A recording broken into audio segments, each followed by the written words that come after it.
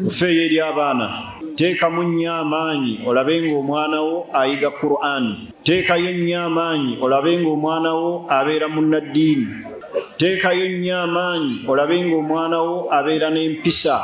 Oteekeyo nnyo amaanyi okulaba ng'okolerera omwana wo. Aleme okuba nga buli kyalaba akyegomba. Aleme okuwangaalira mu bulamu ng'awangaala ng'eyafiirwa bazadde be. Abaana bafuluusi bagwa mu nsobi ne bakozesebwa ba agenti ba shayitaani lwa kwegomba buli kalungi ke balaba.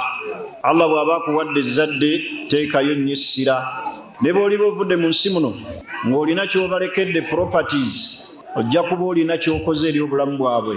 Kubanga era nnabbi waffe Muhammad sallallahu alaihi wasallam akitukubiriza nnyo okuleka abaana bo nga bagagga, kyekirungi okusinga okubaleka nga baavu nga bagenda basabiriza abantu.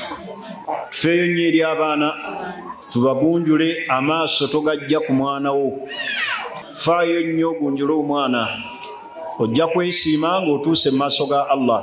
Analagajjalira omwana n'atafaayo, olunaku lw'olirengera omwana wo waliyadhu billah, Allah akitukingiriza, nga bamutaddeko empingo, nga bakubidde akasimu nti omwana we ali wali mu sitenseni bamwokya ebipiira, kubba, lw'oliwulira ennaku ekusaanyaawo. Abaana tubagunjulire ku musingi ogw'enzikiriza akiida, tubafuule abaana ab'omugaso.